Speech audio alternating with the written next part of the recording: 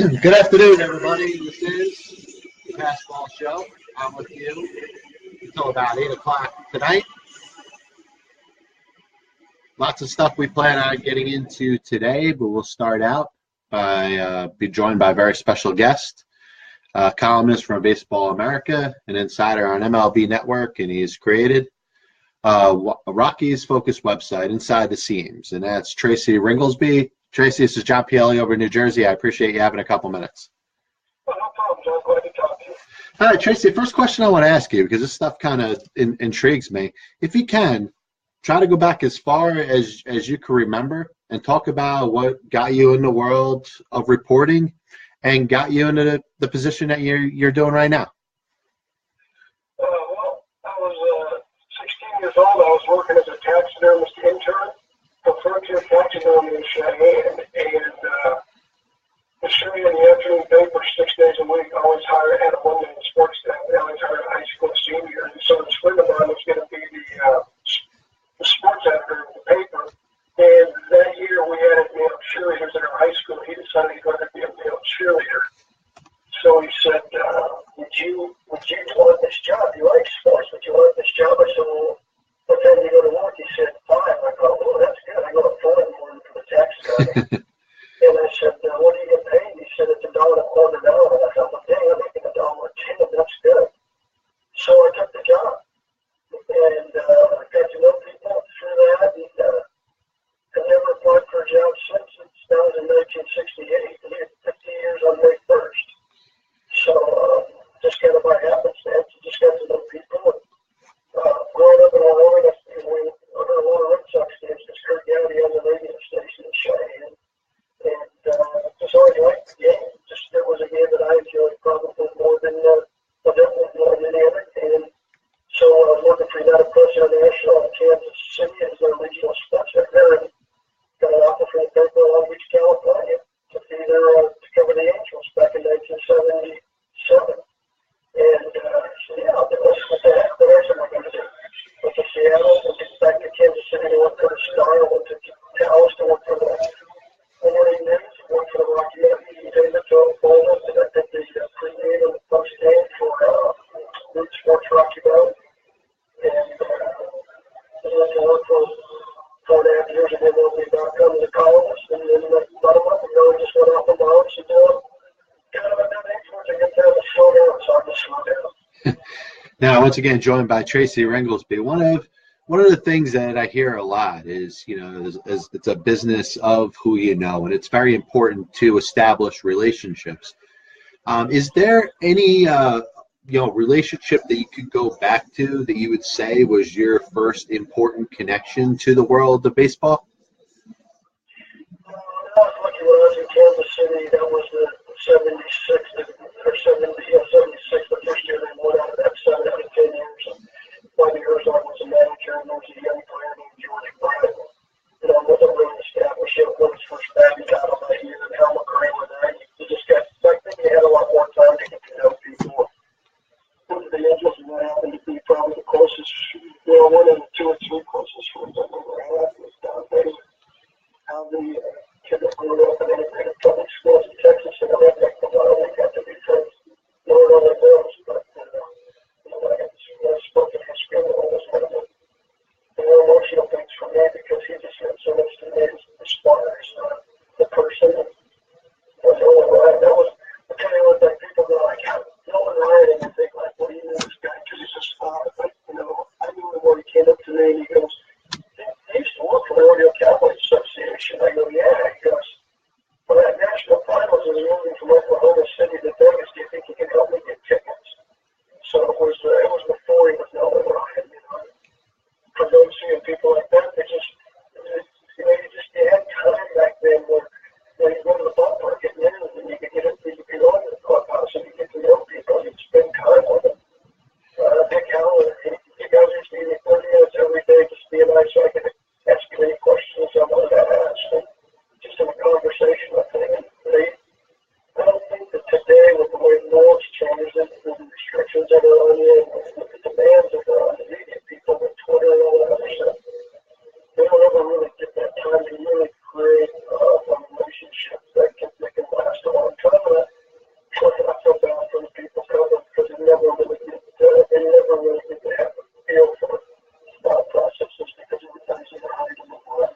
No, it's so true. And I tell you, I've noticed a lot. I mean, obviously you go back a lot farther than I have, but I've certainly noticed a lot of changes in, the game per se. And we could say that, from a media standpoint, there is more opportunity. And I believe that up to a certain point. But, it seems that, the restrictions have put kind of down on people a little bit harder. So I think it's a business that it's a little harder to stand out in, as opposed to, let's say, years ago when you were coming through.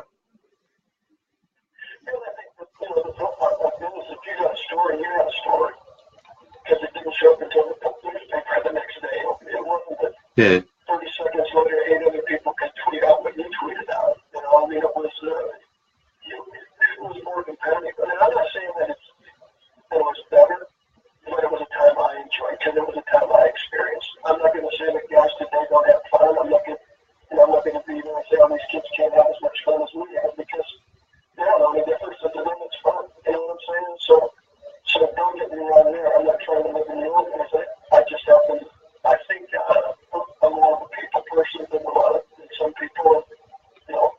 For my makeup, it was a great time to be around the game because we had a chance to spend time in the visiting clubhouse and get to know those people. And I think developed a lot of relationships with people from other teams just because you could go talk to them and start to get to know those people and they could sort of get to know you as people because everybody wasn't being ushered in and out. I mean, back then, as soon as the last out was made, the clubhouse was open and so you just went in. No, so true. Once again, joined by Tracy Ringolsby, a longtime MLB columnist. You had the opportunity to start covering the Colorado Rockies in their inception when they first came, into the big leagues. Tell us a little bit about what it was like, covering a team that was just in its infancy, had no prior history, and all of a sudden is a Major League Baseball team. First of all, it was selfishly fun for me because I bounced around because another opportunity would come up. I was like, I'm going to try something different. I had no ties to any place I ever worked as far as emotionally. And when the opportunity came up to go to Denver, I'm fifth generation Wyoming. I was going to be 100 miles from home, and eventually, the last 14 years, we've actually lived 20 miles outside of Cheyenne. But so from that standpoint, it was exciting for me because really it was seeing baseball come back to the area where I grew up. It was the area where I used to listen to Fred Leo on TV, do the Denver Bears, through what we had cable in the 60s, and we thought it was big. We were able to get to Madison Square Garden on our cable too. That was pretty exciting. As well as watching the temperature gauges. That was our weather station. They showed the temperature gauges. But that was fun to be able to have been there since the first hires were made, since the first scouts went out looking for players, and going to Pielli in 1992 and watching the first affiliate ever play. And it was all everything was new, and there was a lot of interest and excitement in Denver, and so it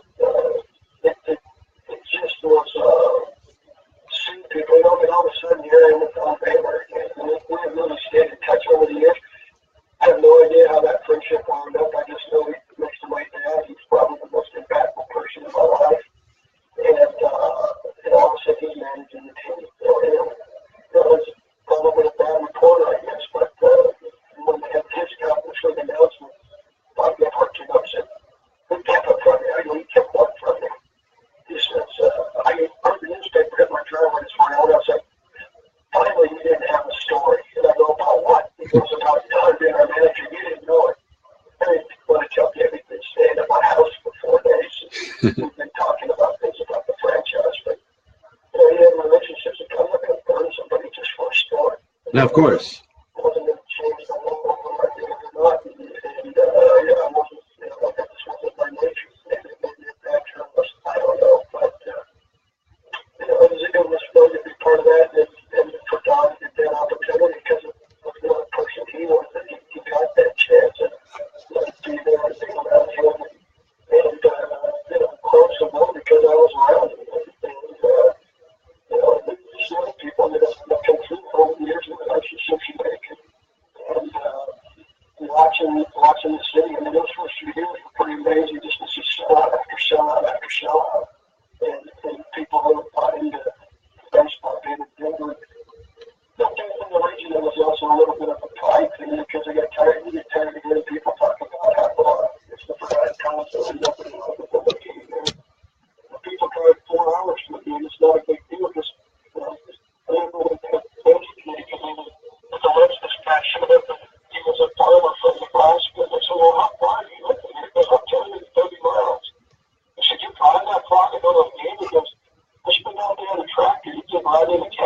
230 miles at 78 miles an hour. Right. It's a problem. It's a relaxation.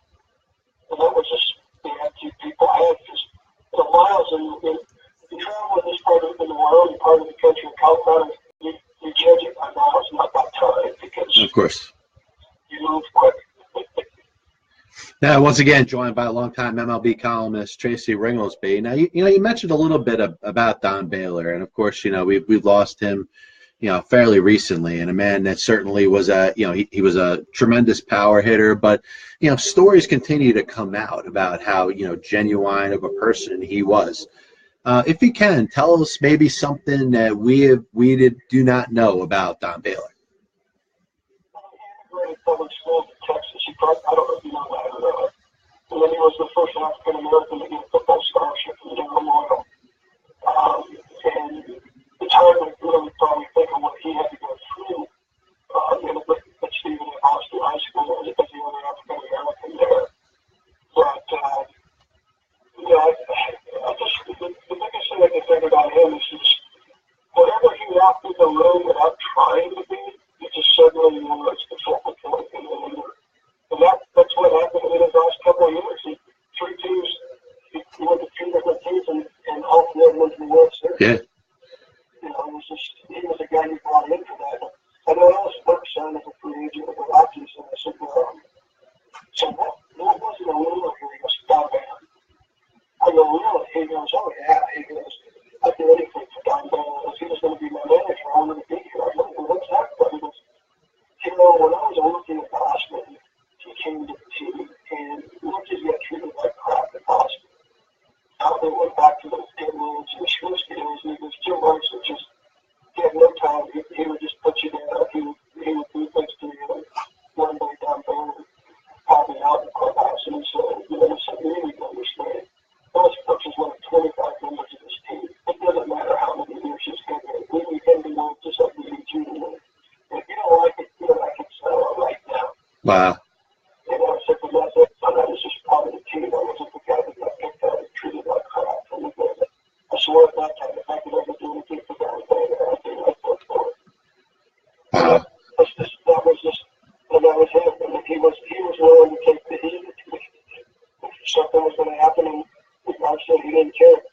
But at 79, when the Angels won the division, it was the first time in the history of the franchise. And they go into Kansas City the last week of the season and trying to hold off the Royals, who'd won it for 2 years before. Nolan pitches and Jimmy Anderson's a shortstop, and he has 3 possible between his legs. Runs up costing the game. And afterwards, there's an abnormal number of media people traveling with the Angels because of the Federation. Everybody's going to Reggie Anderson's line.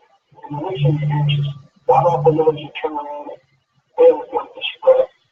And he's like in bad mood. Everybody comes over, they immediately go over and start talking to him. I'm standing in the back thinking, okay, there's something up here. Everybody leaves and he says, okay, you're smiling, why are you smiling? I go, just explain that to me. He goes, you know what? He's the only shortstop we have. The last thing we need is for him to go out there for the next 2 weeks thinking about how he screwed this game up. He said, so if I had to get everybody over to find out what I was doing and how I was doing it, that was okay because I need to make sure he's ready to play now. Wow. And we're walking out of the club again, and I said, Tracy, I go, oh, listen, don't worry. I get $1,500 for it. He gave me $1,500 when he came to the clubhouse and told me what he was going to do. So he didn't put a burden. And then he stayed and helped clean it up after everybody left. He wasn't expecting the clubhouse guys to have to take care of the mess he created, but he just felt like he needed to make sure, first of all, the guys got the tip and had the money that he deserved to have to do that. He didn't hurt the club. And then he should make sure he cleaned things up because he created the mess of the lucky somebody else's responsibility to clean up after. And that's just how strong he was as a person. Yeah, now a strong-looking person, but also strong-minded, as you very well portray there. Tracy, last question I wanted to ask you. Talk a little bit about the start of your website, InsideTheSeams.com. What got you into it, and a little bit to the listeners and the viewers about what it's about. The thing was,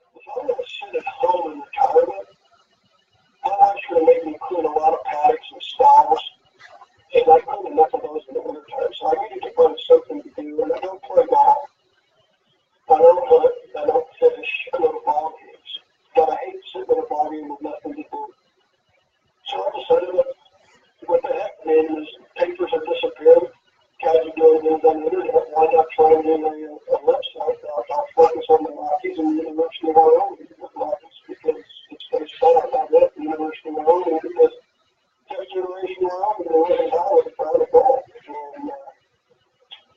so I messed around with it because I knew last summer that I wasn't long for what I was doing. And so I messed around with it during the summer, just getting an idea of it. What can I do? How can I do things without doing game stories? Because I'm not going to be at every game, and I hate, professionally, I hate seeing guys that like games by listening to radio or watching TV. And they don't really know what happened. They just make their assumptions. So I was like, okay, we have to do things each day, but I don't want to do game stories. How do I do that? So I played around with some ideas, came up with some concepts. So then when we went to MLB.com in January, I said, you know what? Now is as good a time as any to associate here in my retirement and just see what I can create here. And we did the entire website of the entire campaign about 15 days ago. I've been best at the bar and a section on the University of Wyoming. I don't know if it's good or it's bad, but we're averaging over 600 hits a day. Just by putting it up and tweeting about it. So I think it's a good start. And if I break even, then have a pretty good hobby, right? I have a hobby that doesn't cost me anything, I go to the background. No, absolutely. If I make some money on it, then I can go buy some more hay for the horses. Hey, Tracy, listen, I know there's a lot more stories that you got, and I'd love to have you on the show again sometime soon if it's okay with you. I really appreciate you having the time. Hope to get to talk to you soon. All right, thanks, Tracy. That's Tracy Ringolsby, longtime MLB columnist. He's got his own website now, InsideTheSeams.com. And like he just told you, he focuses on Colorado baseball, University of Wyoming. This is a person that's from Wyoming. That's where he's born and raised. And I'll tell you, pretty fascinating for him to have the opportunity to cover a Major League Baseball team that turns out to be a lot closer to him. And obviously those that follow me and know me talk about baseball, I go back in the history of the sport. And I try to think of, let's say, the Colorado Rockies getting a team for the first time. Obviously, there hasn't been a team around there. Closest team is out in California. But, prior to that, if you look back before the 50s, when Major League Baseball went as far west as St. Louis, and then, eventually we go to Kansas City, eventually we go to Milwaukee. But, before that, baseball was essentially an East Coast game. So imagine how it was for the people that lived out on the West Coast. Yes, they could watch their professional baseball, the Pacific Coast League, the Texas League, all these, the International League, bunch of different professional baseball going on, but not a Major League Baseball team. And I think, a guy like Tracy Ringolsby, obviously, who spent forever covering the game, gets a chance to cover a team that is close enough to his hometown. And you can tell the impact that it's had on him. But once again, John Pielli, Passball Show, happy to be with you. The number, if you want to be part of the program, is 732-364-3598. That's 732-364-3598. Of course, Tracy Ringolsby just joined the show. We do have another guest coming on this Thursday, longtime writer Jerry Eisenberg, who goes back from about almost 60 years. He's been covering the world of sports, is actually one of two living sports writers that have covered every single Super Bowl. So he'll be joining the show this Thursday. We do have an author, David Bonson, who wrote a book called Crisis of Responsibility. He'll be joining the show next Thursday, the 7th, at 6 p.m. So stay tuned for a couple different guests we're going to have on the show. We're trying to open it up a little bit. I've spent so many years doing interview after interview with baseball players. And listen, I love it. I don't mind it whatsoever, trust me. But, we're diversifying a little bit, trying to cover as much different stuff as we can in the world of sports, baseball, sports, and unified America. This is the Passball Show. Now, just as I'm done talking about the fact that we're talking about stuff that's not baseball, we're going to dive into the most important topic for today. And it happens to be a baseball topic. the Major League Baseball Players Association is filing a grievance against a handful of baseball teams with the intention of potentially asking for money in damages over the team's resistance to spending money. And this is a topic that I've found and I've been pretty passionate about this, and I think baseball has to find a common ground at some point. Because we have a divide in the game, just like we have a divide in the country, just like we can talk about having a divide in just about any way, shape, or form of our life. But the divide in Major League Baseball, one of the many, is between the owners that are interested in doing everything they can financially to put a winning team on the field. And I think of the prime example of that is, let's say, a George Steinbrenner, who may not have done everything right, may not have made some fans in regions that weren't in New York or fans of teams that weren't Yankee fans. Your baseball purist at the time probably didn't care too much for George Steinbrenner, but the one thing that he cared about the most was putting a winning team on the field. And he set that as his number one goal, which obviously was a focus on bringing in the best players, bringing in the best coaches, bringing in the best managers, and hopefully developing a winning culture, which the Yankees eventually did towards the latter part of the 70s, had the most wins in the American League in the 1980s, but made the playoffs only once. But the bottom line was that he cared more about winning than anything. And you look at a lot of baseball owners right now. And listen, are they outnumbered? I don't know. I think there's a lot of baseball owners that haven't really declared what their true intentions are. But there's a handful of major league owners, and they've trusted the baseball teams to be run by baseball people that care more about making a buck or turning a profit than they do winning baseball games. And if you followed this offseason and in the off seasons of the Christmas past, we could look at the model of the Houston Astros and talk about how good of a model it is. A team with not a huge payroll, a team that went through some rough times to go out there and finally achieve the goal and win a World Series championship. That's all well and good. But now in a copycat type of league, you got a handful of teams saying, you know what, if I rip what I have completely down, if I get rid of every single player that has value to me, and from an owner standpoint, I don't have to pay them, and we can lower expectations down to where the fan doesn't even have to think about that the team's going to win for the next couple of years, and get some good draft picks, bring in some younger players, hopefully. And I hope in every one of these teams, examples involves some extra money being spent in regards to scouting and analytics. But hopefully, in 3 to 4 years, we'll turn the corner and we'll have one of the best baseball teams in the entire country. It worked with the Astros, so the Miami Marlins are saying it could work for us. The Tampa Bay Rays are saying it could work for us. The Pittsburgh Pirates are saying it could work for us.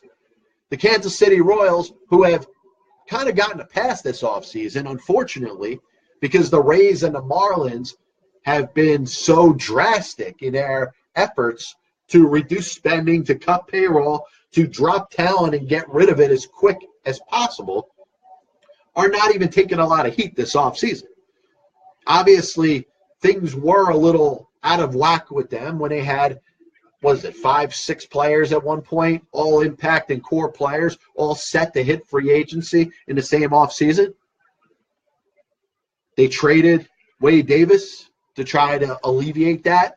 They got Jorge Soler, which was an absolute disaster, but have watched this offseason as Eric Hosmer, leaving as a free agent to go to San Diego. Lorenzo Cain leaving as a free agent to go to Milwaukee. They brought back Alcides Escobar. Mike Moustakas is still a free agent, but very unlikely to re-sign with the Kansas City Royals. If it wasn't for the Marlins, and if it wasn't for the Rays, and if it wasn't to a certain extent what the Pittsburgh Pirates have done, The Kansas City Royals would be taking a lot more heat for doing essentially the same thing, for quitting, for not even trying. And a divide does exist between owners that put their focus on putting a winning team together. Now that definition has kind of gotten a little bit vague.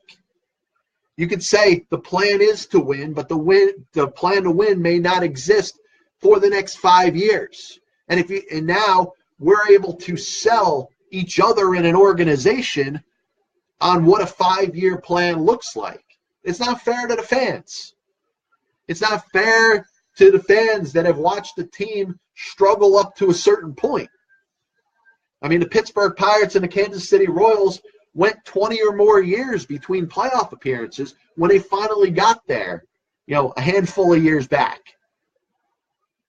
And now both of those franchises are asking from their own fans for patience. They think being up front with them this time will be better than just ignoring them for 20-plus years like they did in the past. This divide that I'm talking about exists between the owners that care about making a profit and the owners that care about winning. And I'm not going to allow myself to be deceived by this thought of we're building a winner over the next 5 years. It may very well happen. We could talk about the Marlins and Rays in the World Series. We could talk about the League Championship Series between the Marlins and the Pirates, and then the other one between the Rays and the Royals happening in 4 years. It may very well happen. But right now, it's causing economic issues in the game as we see it today. There's still over 70 free agents out there that have not been signed. And it's not all about supply and demand. It's about certain teams, and there's about 4 or 5, maybe even 6 or 7 of them that have decided that they're not going to contribute to making their own teams better. And that's disgusting. You could say every once in a while, there's nothing better for a team to do, a team that has, that's losing. They're 90-plus games, 95 games, 100 games a season, has no farm system, has a bunch of veteran players on terrible contracts. We can make the one exception to the rule to say that it makes sense to do that. The talent that they had in Miami with the Marlins did not justify that. The talent that they have in Pittsburgh, and a long time it took for them to get to the playoffs after being a pretty good team in the 60s and the 70s, and even the early part of the 80s. It was not fair for the Pirates to do that. It was probably not the right time. They certainly could have gotten a couple more prime years out of Garrett Cole, maybe even another year or 2 out of Andrew McCutchen had they chose to keep him after he becomes a free agent after this year. So what's happening in these cities is not fair to the fans. And, the Major League Baseball Players Association is frustrated on so many different fronts. The fact that there's so many free agents out there, but also the fact that there's so many teams, when you look at their logo, their quit is showing. And I feel bad for the players as we hit the halfway point here on the Pass Ball Show.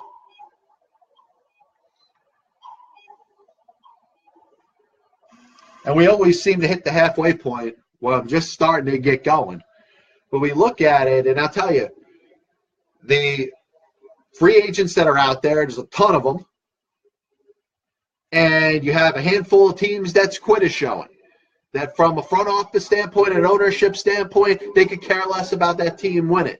It's not fair to the veteran players on that team or anybody on that team for that matter. It's not fair for the media market that has to cover that team, and it certainly isn't fair to the fans. And I hope that Major League Baseball, as they get together, the owners and the Players Association, as they get ready to hammer out their new collective bargaining agreement, which we already know there's going to be a lot of issues involved.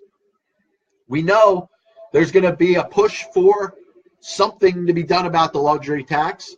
The baseball owners may try to push more towards the salary cap, which I hate to break it to you. I hate to break it to anybody in America. Major League Baseball right now is operating as if it has a salary cap.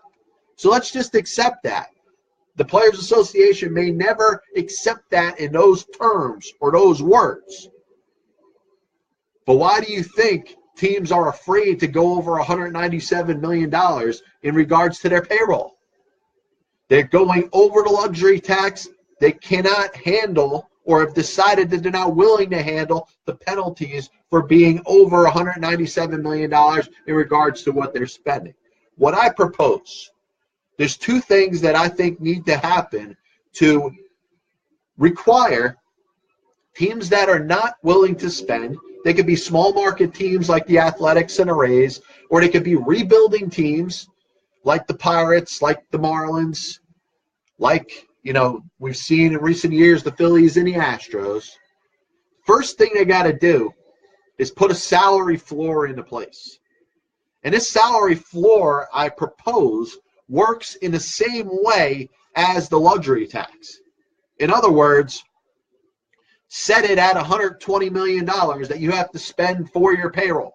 And it doesn't matter if you're the Tampa Bay Rays or the Oakland Athletics or whatever team that's tanking and can care less about winning in this given season. The salary floor is $120 million. If you spend $118 million on your payroll, you get taxed. You get taxed as if you spent more than $197 million. And the more that you're under the salary floor, the more you're taxed. So you're telling a team like the Miami Marlins may only want to spend $95 million in payroll. We could say, hey, that's fine, but we're going to tax you as if you spent $25 million over the luxury tax. So that team's going to have to pay for not paying its own players. And the other part of this that I want to talk about, you talk about teams with the ability to spend and have chosen not to. You may want to set a bar in regards to a free agent class and say a team has to spend a certain amount of money. And if they don't, they're penalized.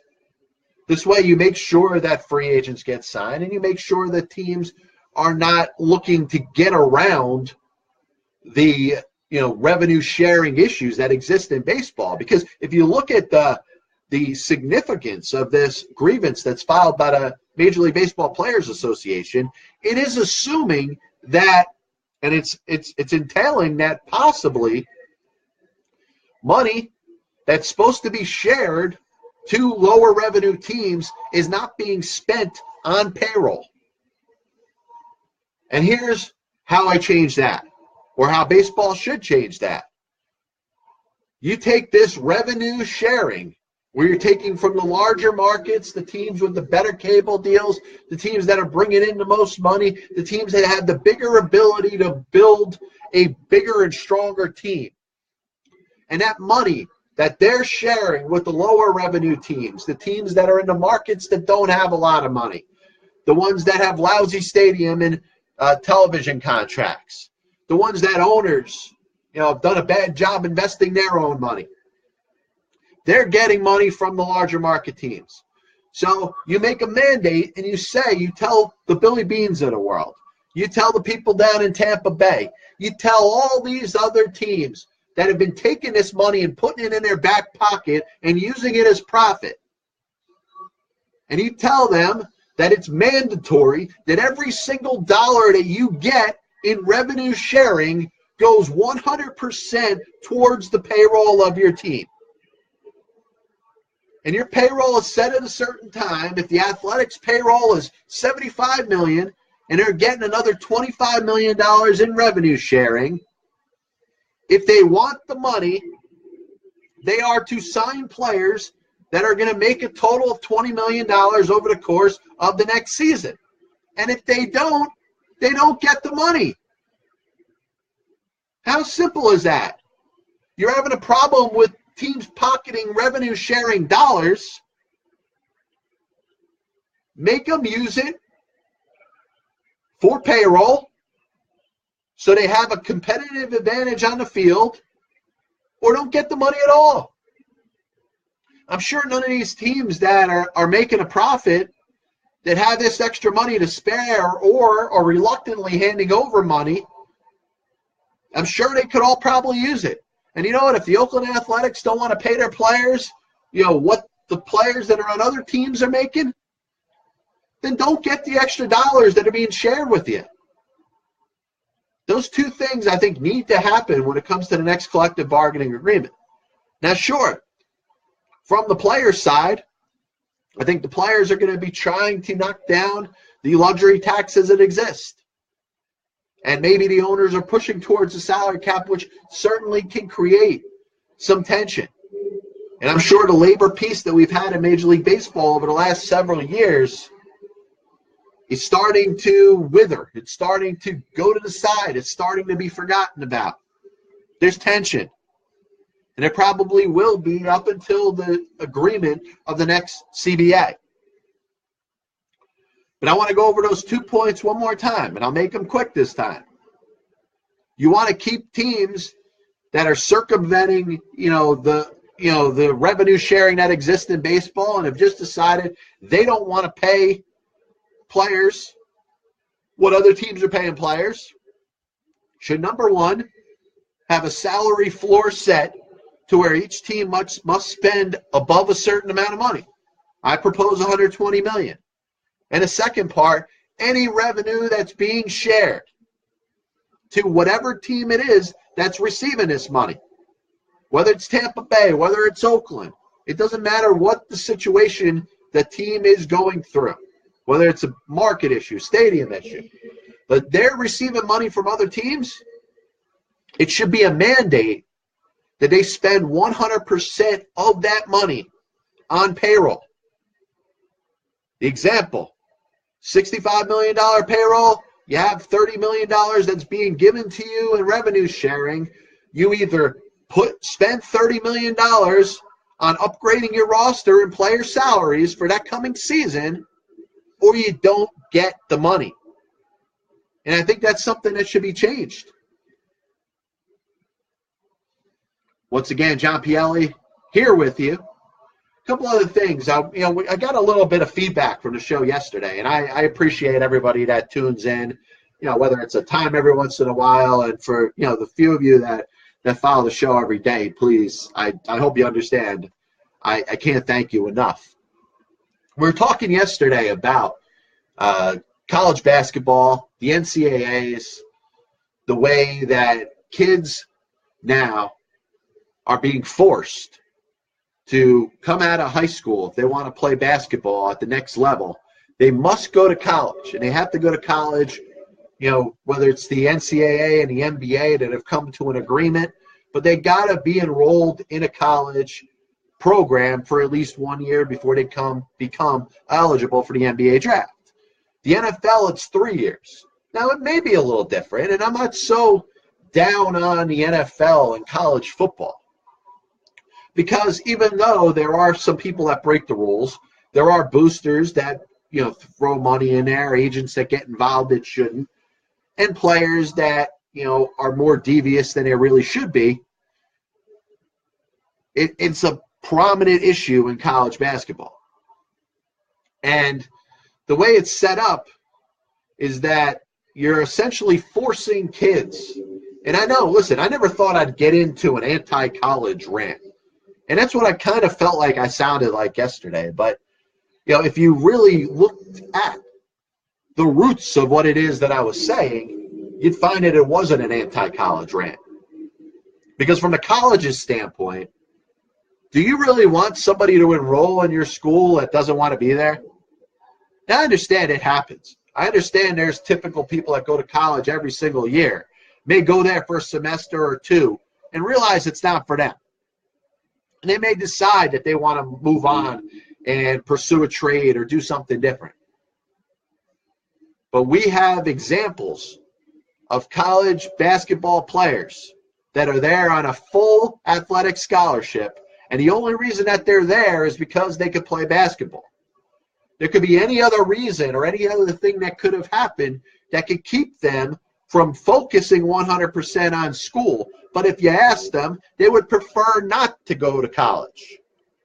But because of the rules of the NCAAs and the deal with the NBA, they're forced to enroll and go to college for 1 year.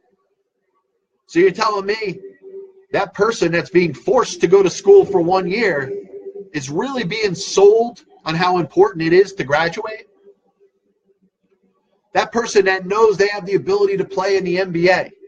Let's say it's the next LeBron James. Let's say it's the next Kevin Garnett. Let's say it's the next Kobe Bryant. That person that's that talented anyway is going to be starring for their next NBA team the next year. In fact, as soon as the basketball season ends, I wouldn't be surprised if they withdrew from the school. Especially if they haven't taken any classes yet. Especially if their major classes that they're taking are basket weaving and, food service. If they haven't taken a legitimate class yet, odds are they have no intention of wanting to go to school there in the first place. So the NCAA is forcing these kids with, I think, honest intentions. I think the intentions are okay. I don't think they're being malicious in what they're trying to do. Their intentions are to encourage kids to go to school and maybe to keep the group of players that we're thinking about flooding towards the NBA with bypassing college altogether. But what I'm talking about is the top percent of the top percent.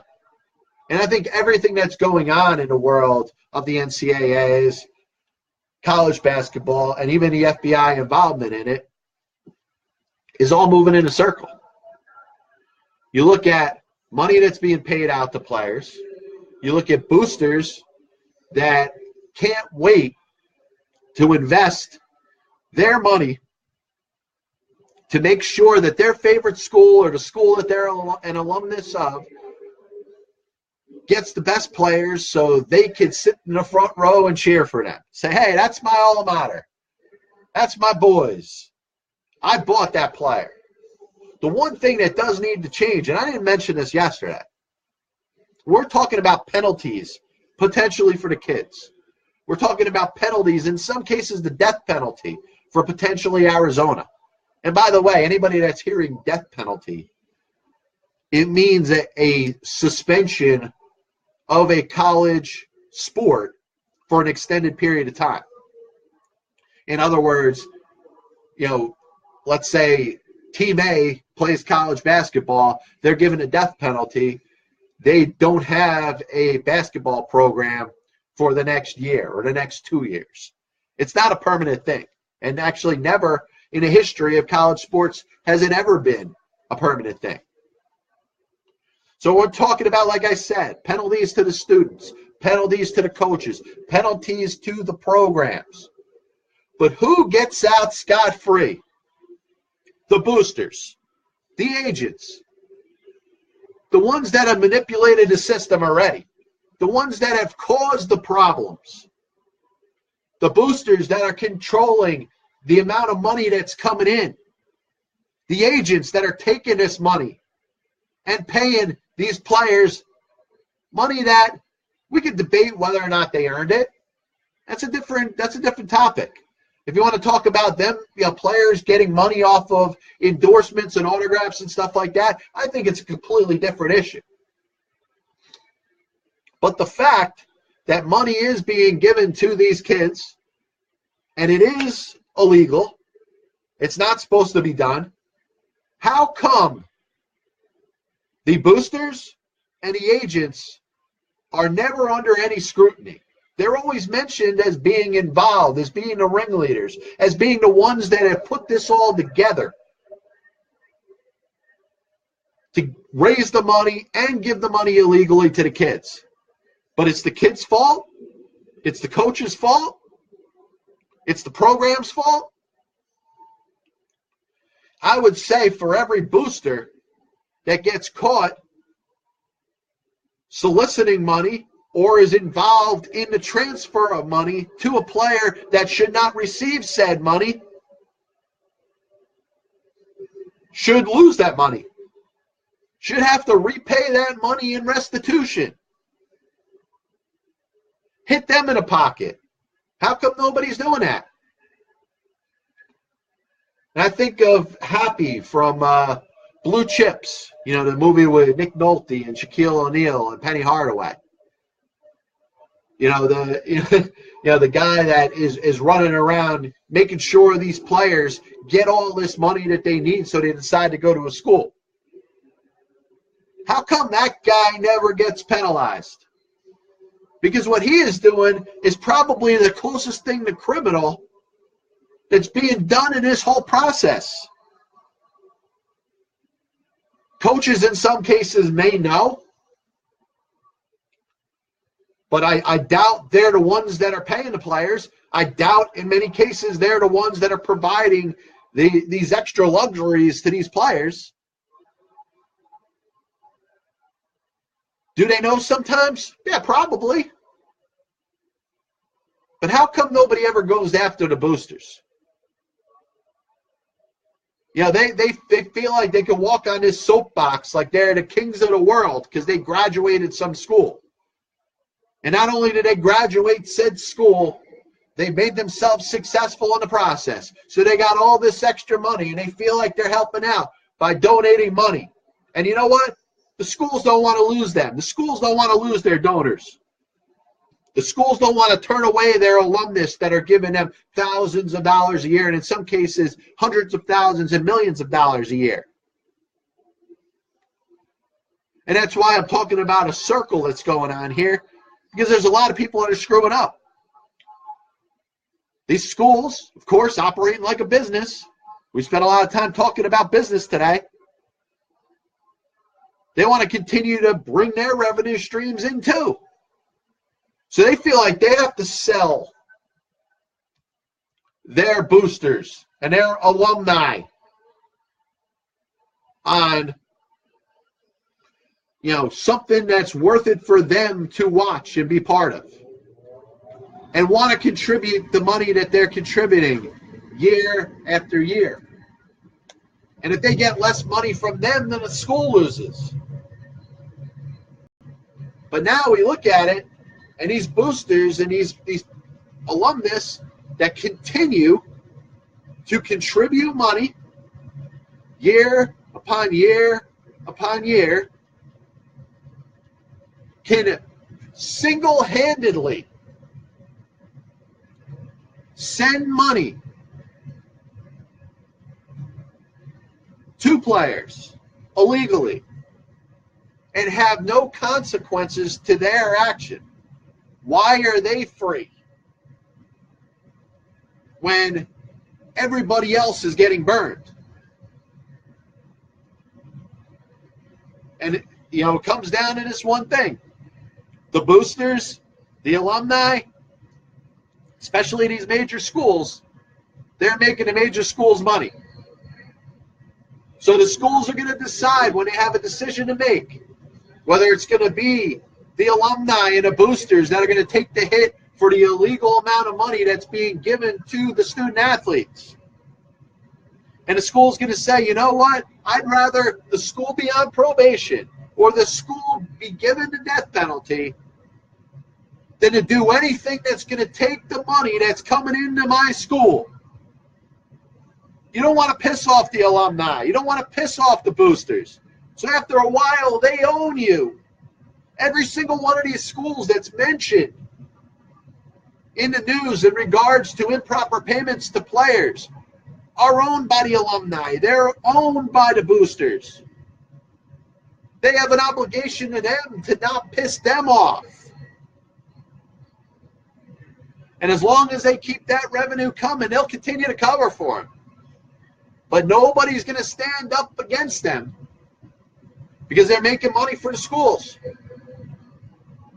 And the schools will do everything they can to make them seem like they're innocent or they're not doing anything devious or doing anything wrong.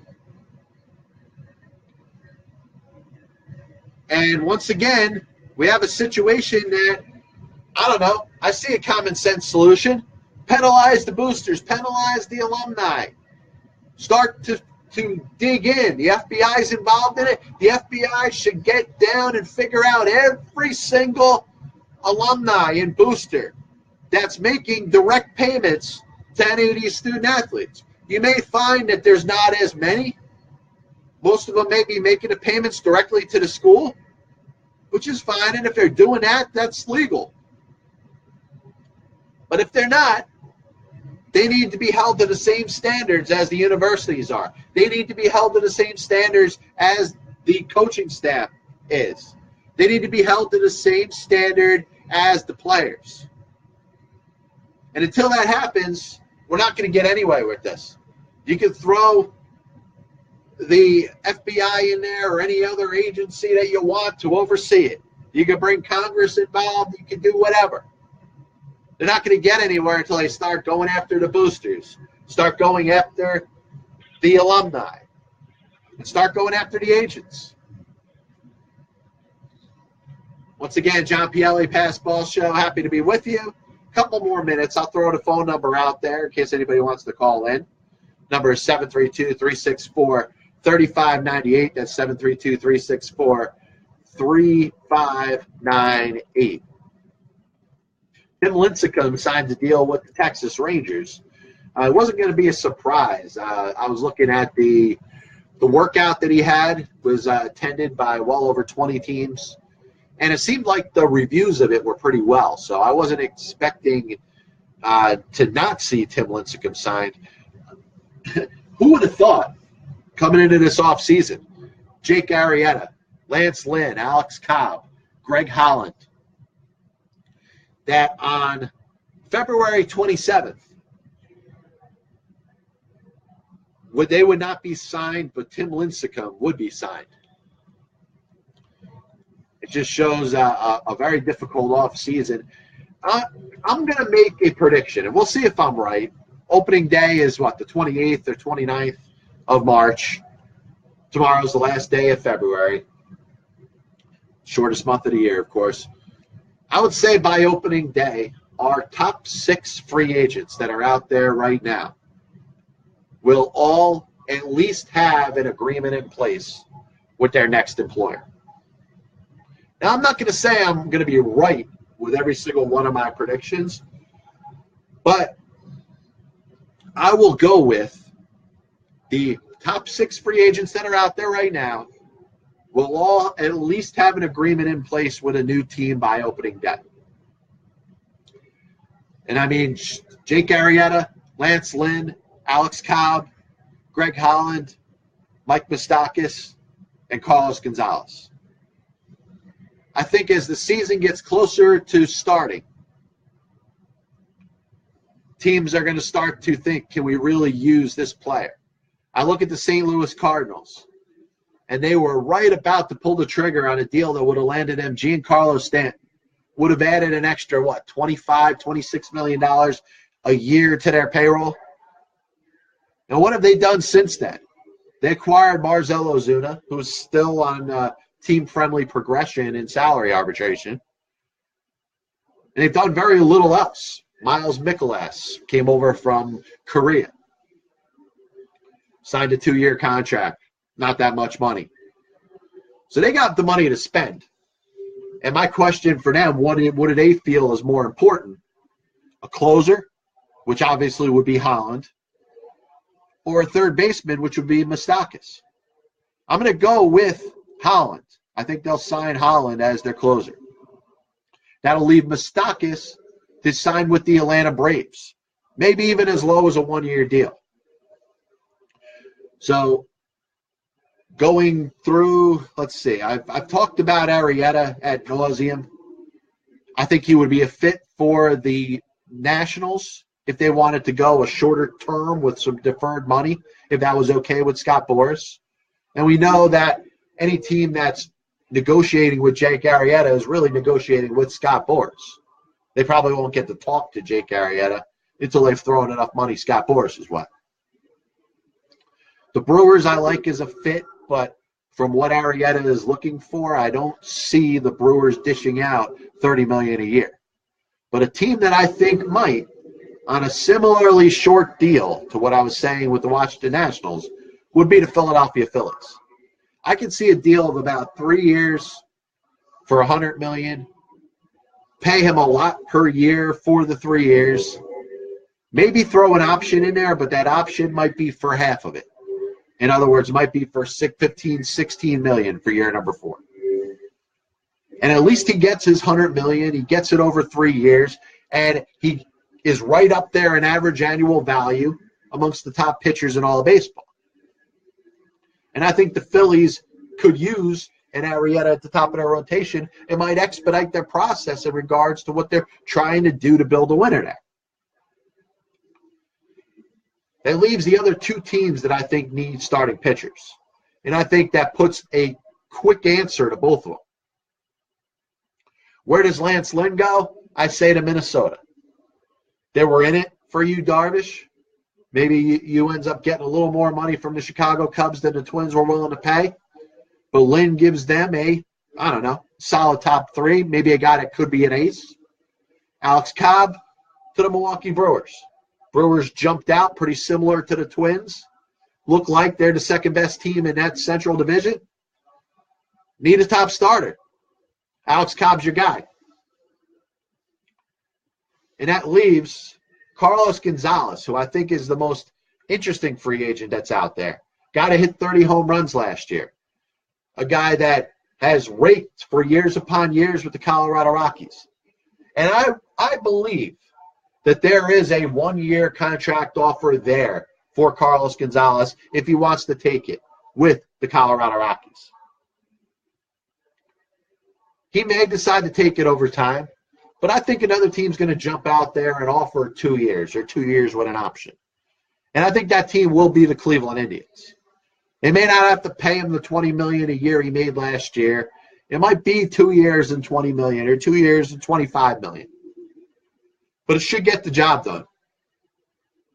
Gonzalez wants a multi-year deal.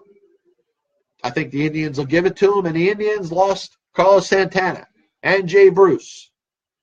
They could use another solid bat in that lineup. So I may be wrong in regards to the predictions of where these players end up, where these top free agents end up going to. But mark my word, there will be.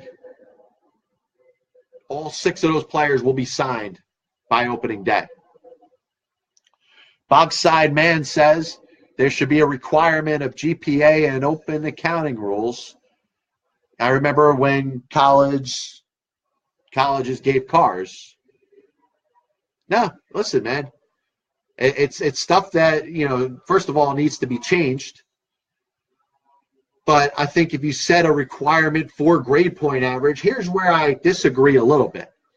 You got the fact that players that are going to school because they have to for that 1 year. We're talking about the elite of the elite in regards to basketball players.